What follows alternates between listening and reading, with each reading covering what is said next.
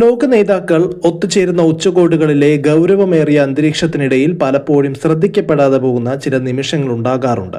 എന്നാൽ 2026 G7 ഉച്ചകോടിക്കിടെ camera കണ്ണുകൾ ഒപ്പിയെടുത്ത ഒരു ചെറിയ നിമിഷം സോഷ്യൽ മീഡിയയിൽ വലിയ ചർച്ചയാവുകയും കാഴ്ചക്കാരെ അമ്പരപ്പിക്കുകയും ചെയ്തു.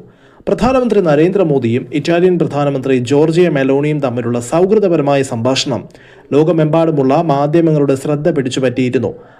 കൂടിക്കാഴ്ചയ്ക്കിടെ തൊട്ടടുത്ത് നിന്നിരുന്ന വിദേശകാര്യമന്ത്രി എസ് ജയശങ്കറിന്റെ മുഖത്ത് വിരിഞ്ഞ ഒരു ചെറിയ ചിരിയാണ് ഇപ്പോൾ സമൂഹ മാധ്യമങ്ങളിൽ വൈറലായി മാറിയിരിക്കുന്നത്.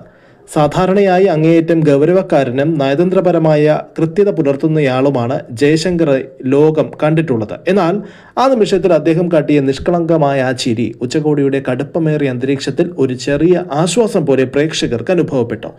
ഈ ദൃശ്യം നിമിഷ നേരം കൊണ്ട് സോഷ്യൽ മീഡിയയിൽ വൈറലായി. പലരും തമാശ രൂപേണയുള്ള അഭിപ്രായങ്ങളുമായും മീമുകളുമായും രംഗത്തെത്തി. രാജ്യാന്തര നയതന്ത്രത്തിന്റെ സങ്കീർണമായ ലോകത്ത് നേതാക്കൾക്കിടയിലുള്ള സൗഹൃദവും മാനുഷികമായ അടുപ്പവും വ്യക്തമാക്കുന്നതാണ് ഈ ദൃശ്യങ്ങൾ.